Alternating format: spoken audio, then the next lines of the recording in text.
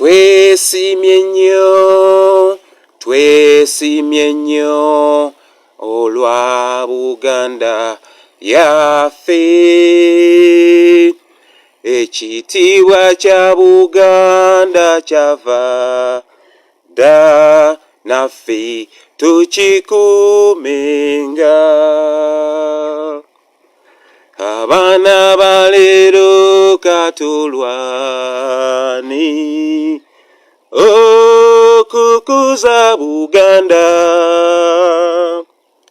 nga tujjukira nnyo bajjajja baffe abafiirira ensi yaffe. Twesimye nnyo olwa Buganda yaffe. Ekitiibwa kya Buganda kyava dda, naffe tukikuumenga. Ffe abaana ba leero katulwane okukuza Buganda, nga tujjukira nnyo bajjajja baffe abafiirira ensi yaffe.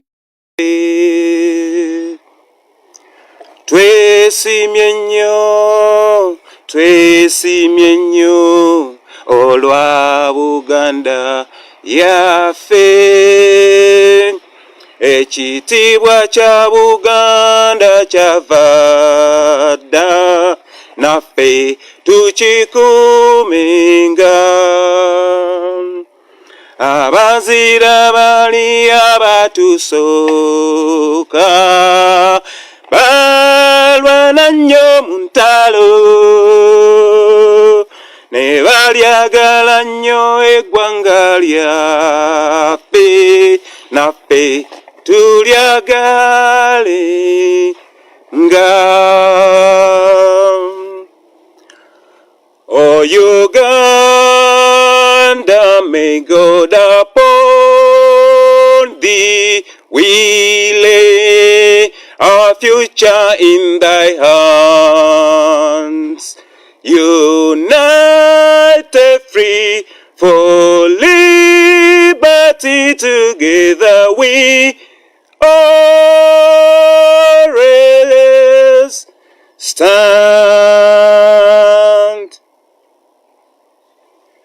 When the struggle is over, we shall wear the victor's crown. We shall wear the victor's crown. We shall wear the victor's crown. When the struggle is over, we shall wear the victor's crown.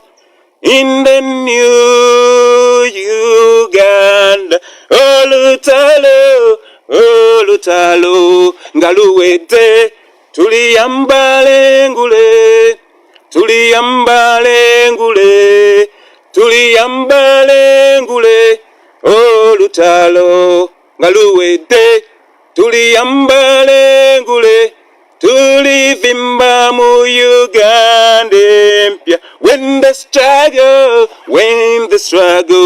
is over, we shall wear the victor's crown. We shall wear the victor's crown. We shall wear the victor's crown. When the struggle is over, we shall wear the victor's crown. In the new Uganda. Oh, Uganda is blessed but is bleeding. Oh, Uganda is blessed but is weeping. Oh, Uganda, oh, Uganda, wake up, mama land. Oh, Uganda is blessed but is weeping. Oh, Uganda is blessed but is bleeding. Oh, Uganda, oh, Uganda, wake up, mama land. Yes, a good morning to you, dear brothers and sisters on the African continent. It is Bob the mechanic right at your screen. We give thanks and praise to our Heavenly Father, the Master Architect, the one who grants us the breath of life.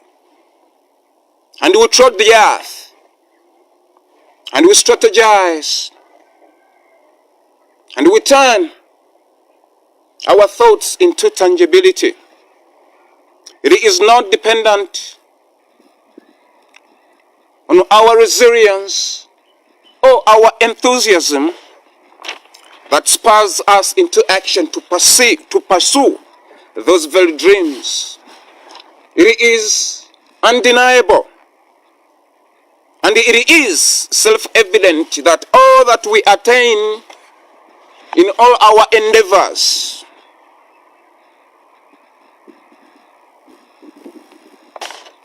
they are all dependent and they are all granted to us by Lord God Father Almighty. Dear brothers and sisters, it is a blessing that we are still breathing. Today, it is the 9th October, year 2024. On this very day, in 1962, the country I call motherland, Uganda, as I started my presentation, in exclaiming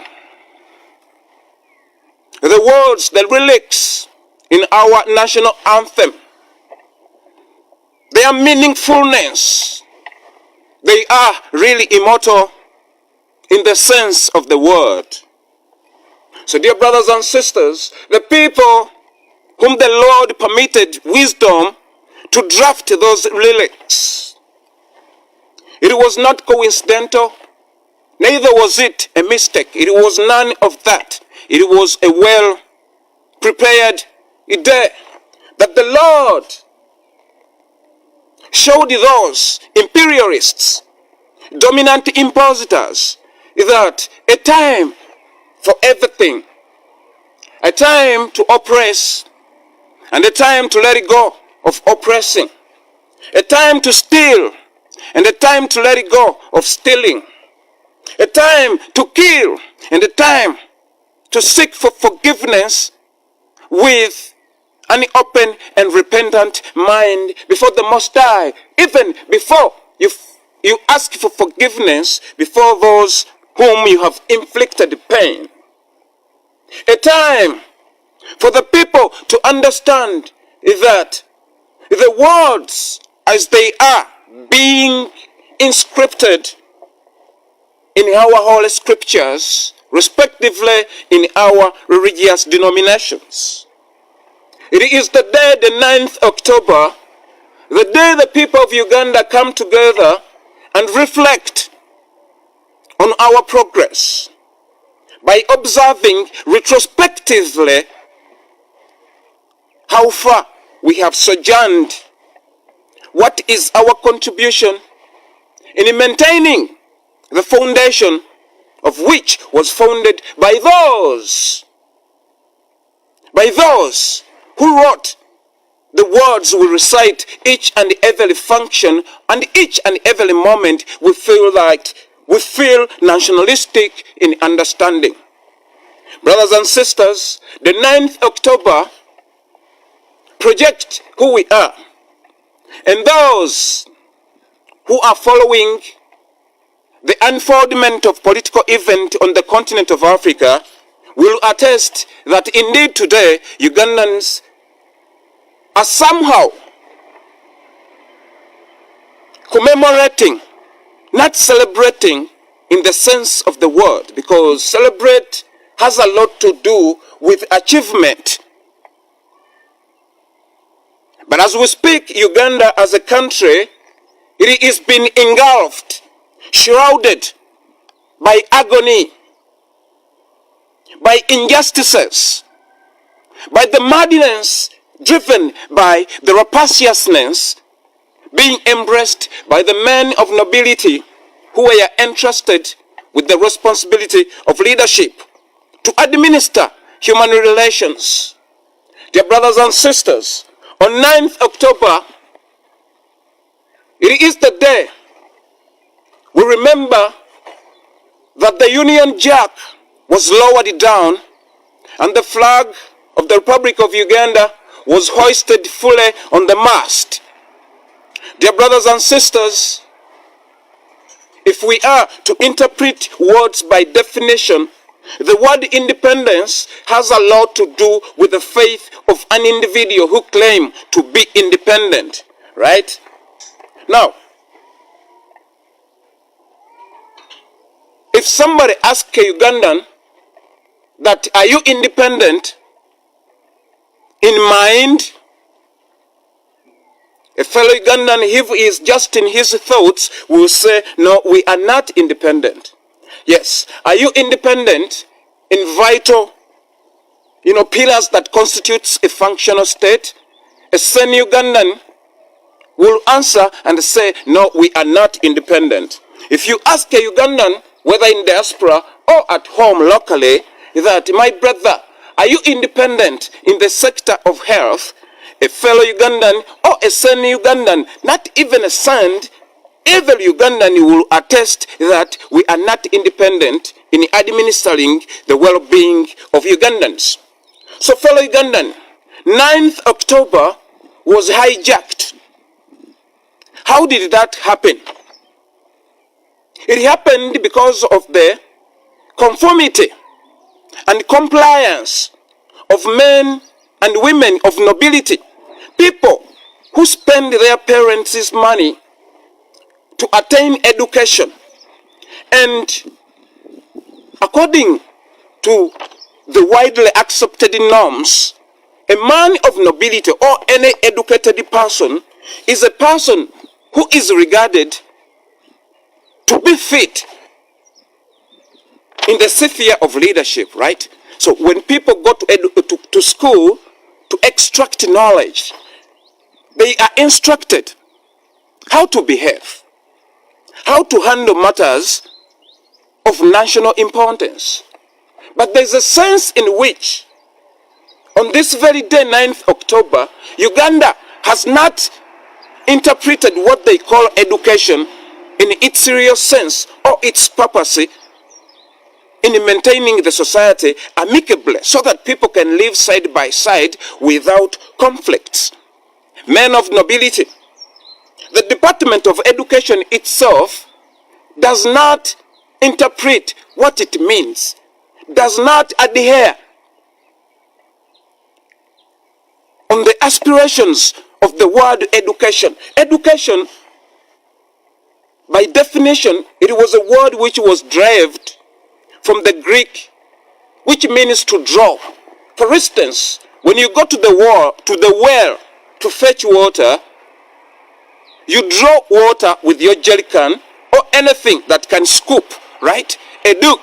So education, we go to those institutions to draw knowledge. So tell me, why should I believe an education department that recognize the 9th October, and they do organize all sorts of events to honor this very day, when the Minister of Education, its affairs are being run by a person who is ill-educated. And the notion of conformity and complacency, it comes into play. You know why? Because men of nobility have been made to believe that earning treacherously, it is the only way to realize your dreams. That is why the people of Uganda, having assessed all these avoidable problems, they said that we have to march to Parliament on this very day. Dear brothers and sisters, I am marching to Parliament. As I'm speaking right now, I am walking, I am demonstrating the presence of Mama Janet Museveni's being in the Ministry of Education.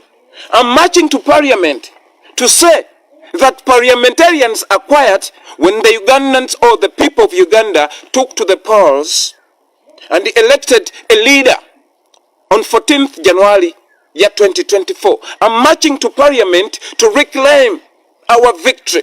I'm marching to Parliament to protest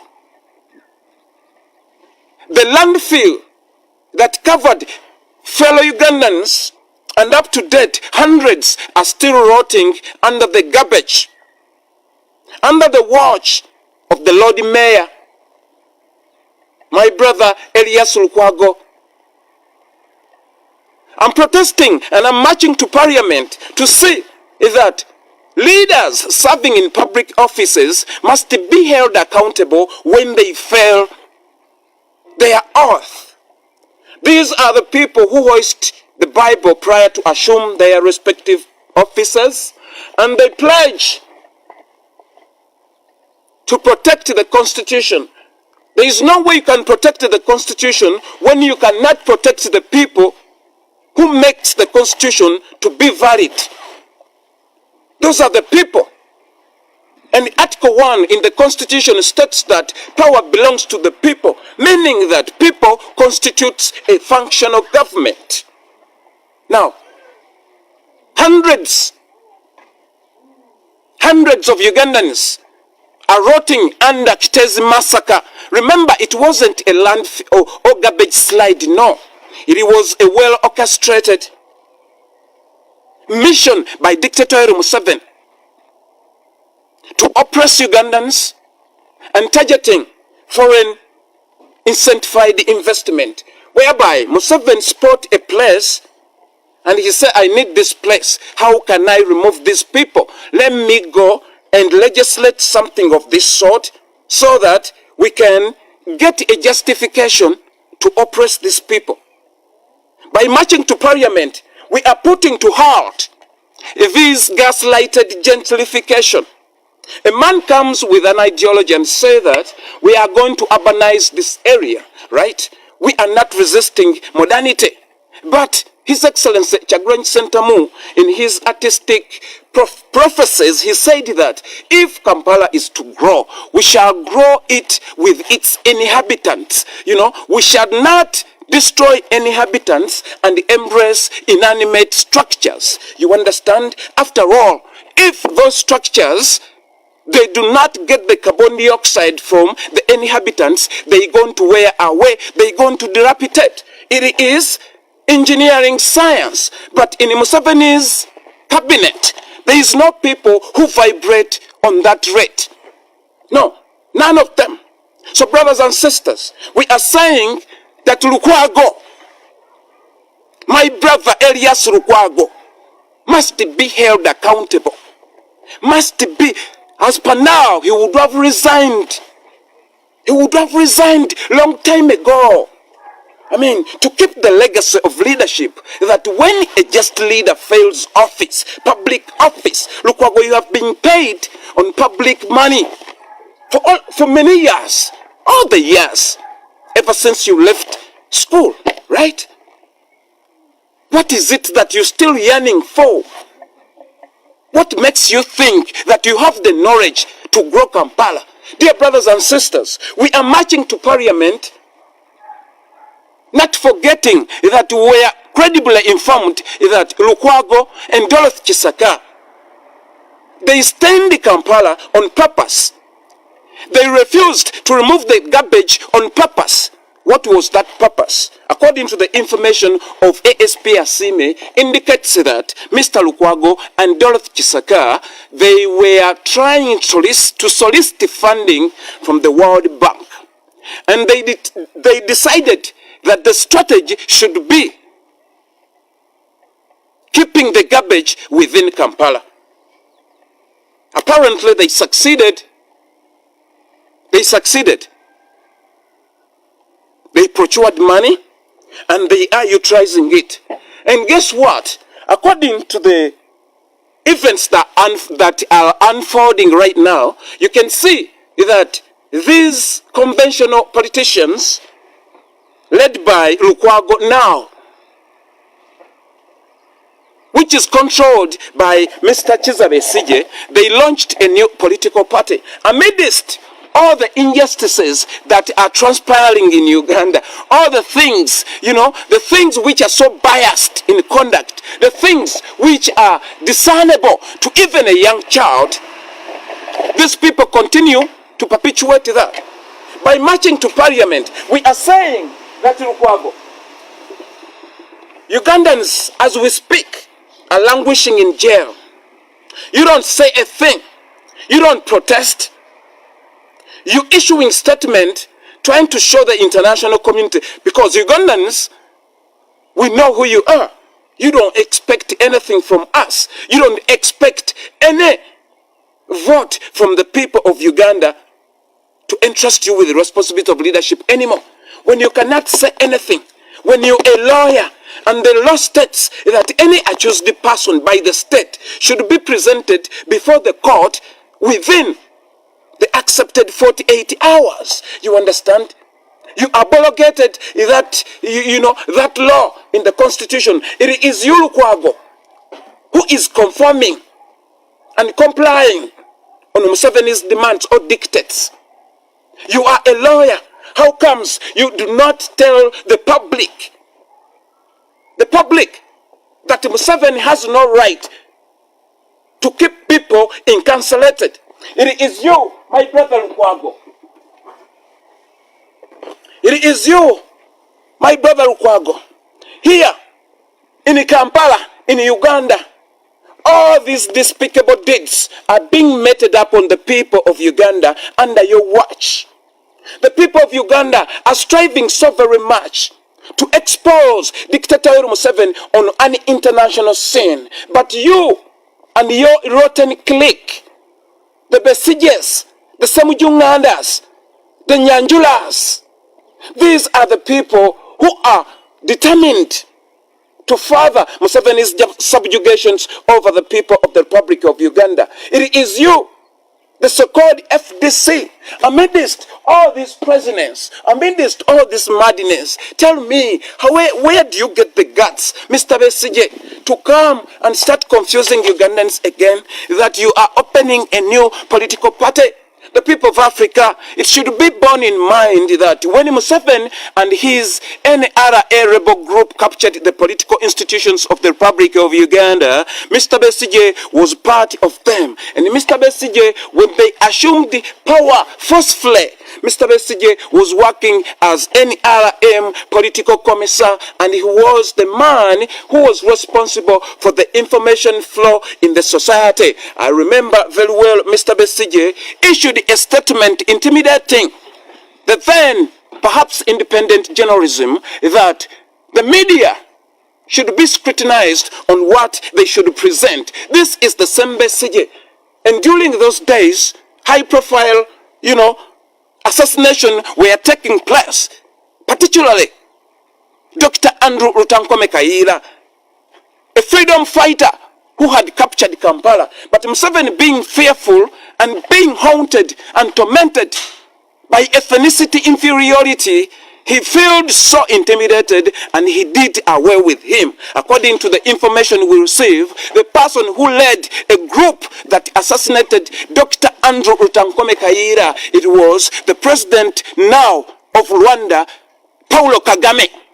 He led the assassination group that ended the life of Dr. Andrew Rutankome Kayiira, 1987. It was attested by Henry Gombia, the then BBC correspondent, Kampala Bureau, 1987. He said that because Kayiira was gunned down in his house, he said that it was Mr. Paulo Kagame on orders of Dictator Museveni to eliminate Kayiira, because he had incarcerated Kayiira and he devised a mechanism to destroy him. Let us release him from jail and we assassinate him. They did it exactly, and Museveni told Kayiira, according to Henry Gombia, that Museveni told Kayiira that you want to take off my government, but I won't let that happen. You understand? This is the same Besigye was trying to gag the media at that time. This is the same Besigye whom the people of Uganda have supported for the past 2.5 decades. 2.5 decades. Trying to show us that he is competing with Museveni.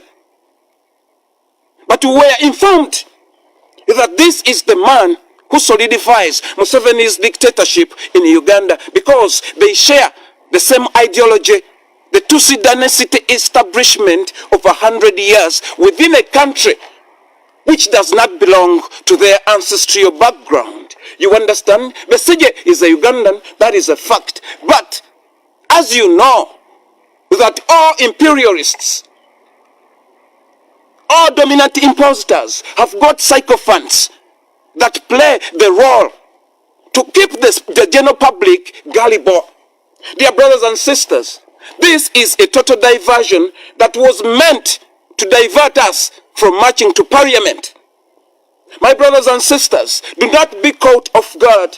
Fellow Africans, we are on a campaign to identify Museveni's sycophants, people who stifle, people who embezzle public fund, and they come and they invest in stable economies such as South Africa, such as Egypt, such as all those countries, such as Nigeria. They steal money and they go, they invest in Lagos, they invest in Joburg, they invest in Cape Town, they invest in East London, they invest in non-stable economies. These are the people, the sycophants, who solidifies Museveni's dictatorship. Remember, the people of Uganda, we embarked on a campaign to cut all the tributaries that keeps Museveni's rotten regime afloat, right? We are getting there step by step, but there is this foreign investment by Museveni's rotten regime within people in the diaspora. So brothers and sisters on the African continent, if we are to silence the gun on the continent of Africa, we have to work in unison. We are not oppressing anybody.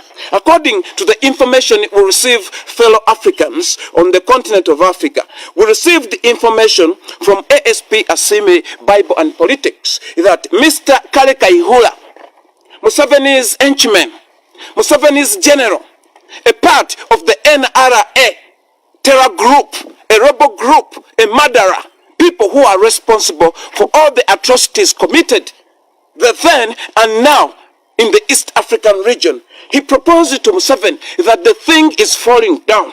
Okay, you're gonna give us 2 helicopters and we go to Angola. You understand? The people of Angola, we ain't got no problem with you whatsoever.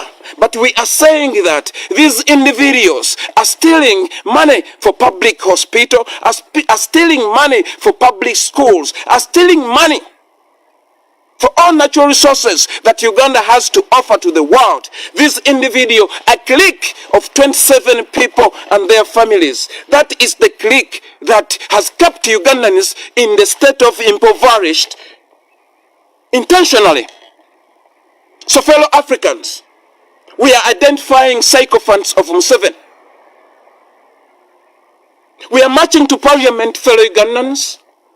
Brothers, in all our 15 regions that constitutes Uganda, starting with the Acholi, West Nile, Lango, Kigazi, Bunyolo, Bukedia, Karamajong, all of those regions, Ankole.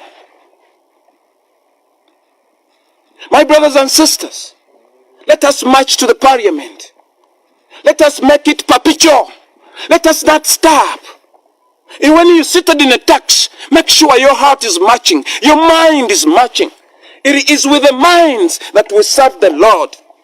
Fellow Ugandans, if we can reflect to the immortal words of Africa's greatest philosopher and a metaphysicist,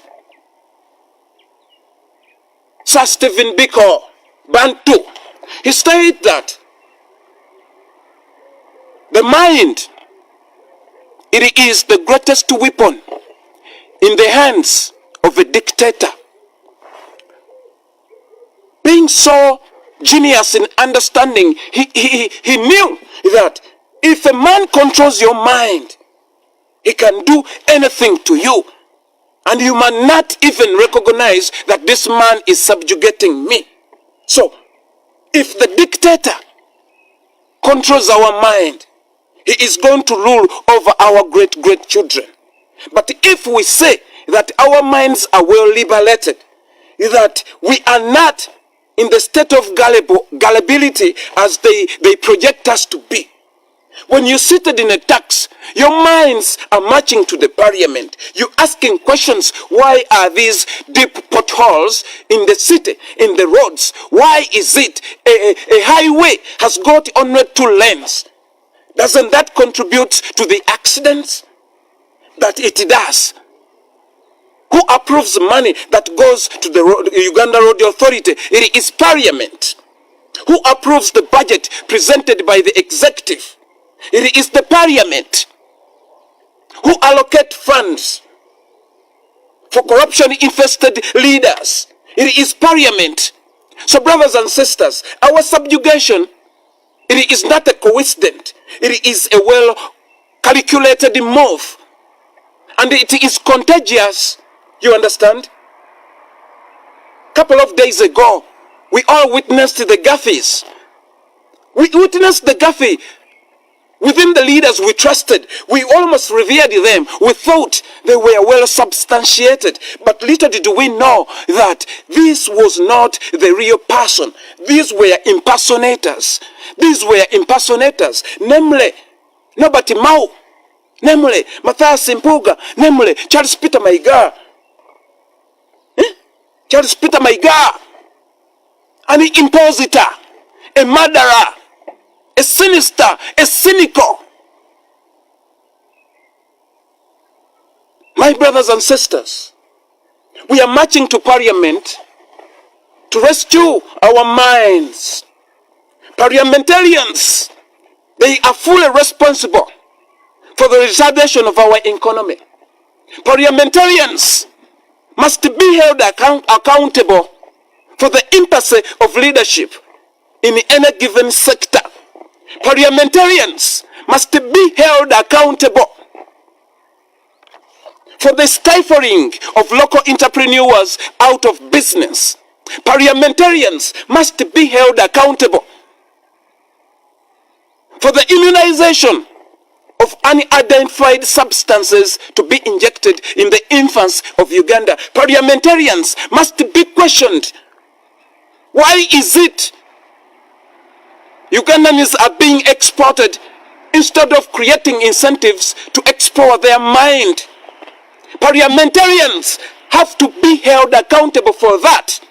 Because young as it is Uganda, why is it losing its workforce? It is not just a workforce. There is a mind latent in those people, a mind which needs to be explored.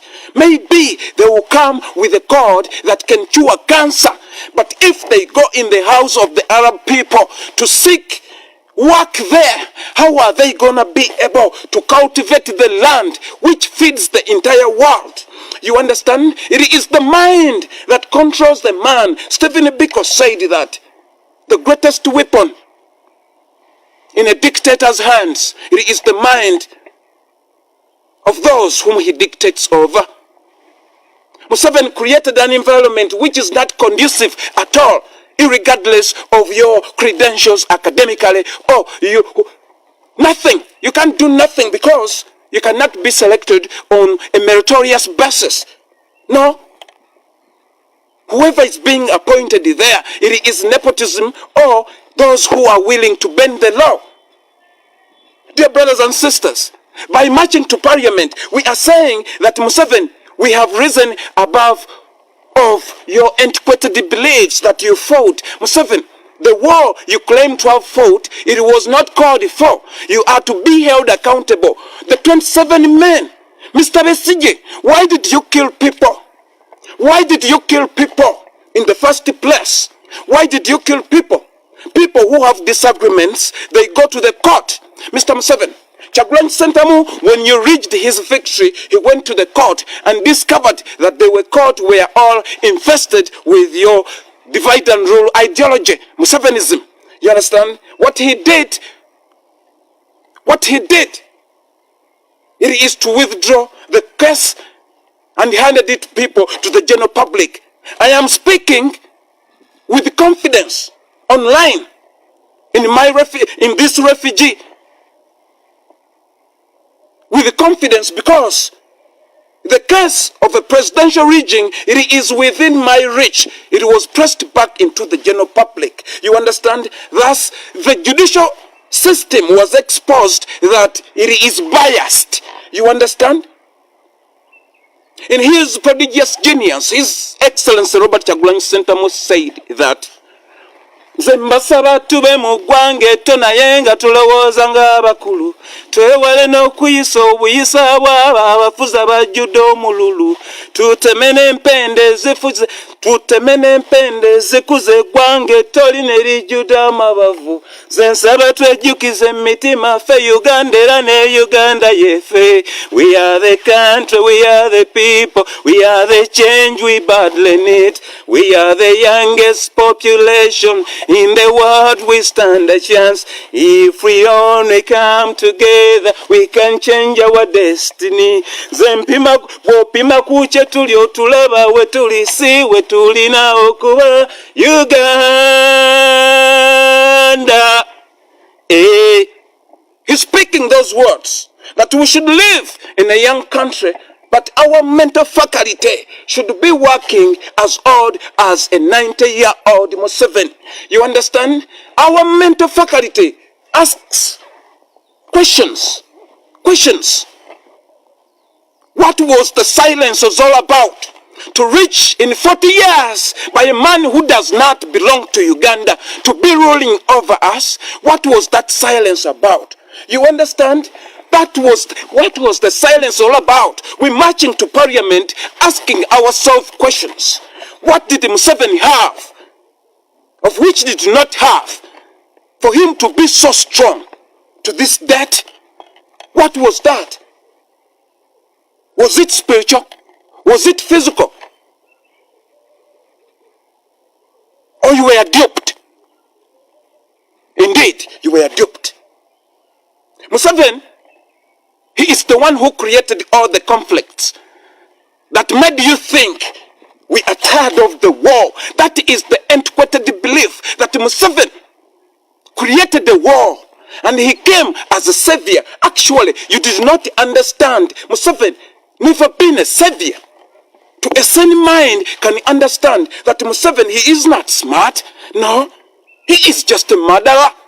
And a murderer cannot withstand a people united. You understand? That is the essence in his song. If we only come together, we can change the destiny. You understand? 9th October, it brings us together to reclaim just leadership. Speaking of spiritual understanding, whether Museveni's power was somehow not power. Museveni's, how can I term this? Museveni is not a smart man. Museveni is a murderer. There must be a distinction between a murderer and a smart person. You understand? If we go into a deal based on a gentleman's agreement, not only even that, Museveni cannot fulfill a deal. If we go into a deal and you double cross me, does that make you to be a smart person or a wicked person? We should draw distinction. Museveni is a wicked person. He is not a smart person. A smart person is a person who honors his word. Thus, man is as good as his words. Museveni is as evil as his words.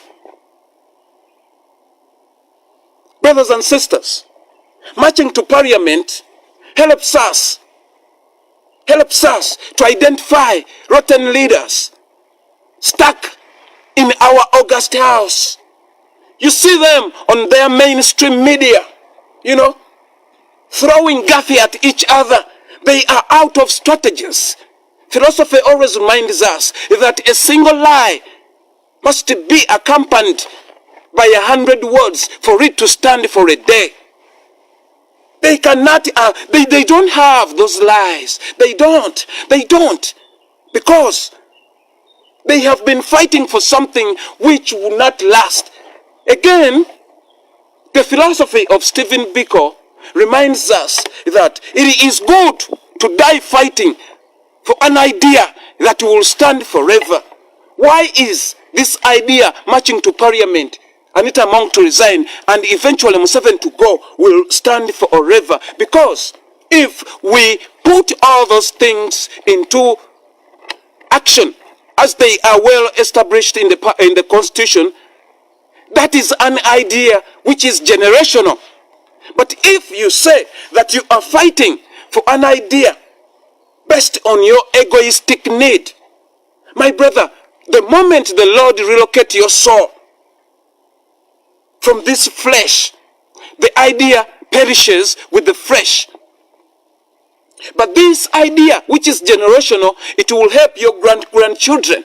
You understand? That is why we are fighting. We are saying that Museveni, he is not a man who is supposed to be there. We are not concerned of his origin now. We are not concerned about that. We know that manifestation is a retardation of motion. And if I can quote the word of Barack Obama in his book titled The Dreams from My Father, he started by quoting the Bible in the book of Numbers, saying that we are foreigners before them as we are all our forefathers. Dear brothers and sisters, you understand? You understand? That brings us to the philosophy that we are sojourners.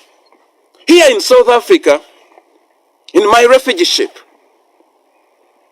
the hospitality we receive, it is provided to us by the people. And when you read history, they immigrated from the eastern side to the southern side in search for exploration, I guess. You understand? They came here, they intermarried, they established themselves. They offered us refugee ship who are also looking for greener pastures in their land as they came. So that brings us to the affirmation that we are foreigners before them as we are all our forefathers. Meaning that if we establish an ideology, or if we die for an ideology which is generational, as Stephen Biko stated it, we are better off with that. After all, we have understood the concept of rebirth, or the concept of reincarnation. Now, dear brothers and sisters, suppose, not forcefully, suppose you conceive a mind of reincarnation and you're trying to imagine if you are being reincarnated. Would you love to be reincarnated in the country of Uganda, in the state in which it is today? Would you like to, my brother? Would you like to? And if you go deep into esotericism, it indicates that the reincarnation of a soul, it's a speedy reincarnation. It is dependent on the deeds or the fruits of its hands, the days he spent on the earth. So when the Lord said that, no, this was a very, very, helpful soul, he sends it back to execute more mission. So brothers and sisters, we are saying that let us create an environment of which even our ghosts in the air, they will be easy to sit. But as we speak right now, Museveni's sycophants, there is a sense whereby we don't understand. We don't understand nicely, because in the wood where I was reared, we were instructed, we knew that old age, it is an axiom of leadership, right? Now, the things our elders, fathers, grandfathers are doing right now, it is contrary to that. You understand, my brother? It does not portray that philosophical saying. No, it does not. Because a man can stand before general public and lie blatantly, knowing that he is lying. Now that brings us to the philosophy of Aristotle, which says that all men naturally desire to know. To satisfy this common urge, to satisfy this common urge,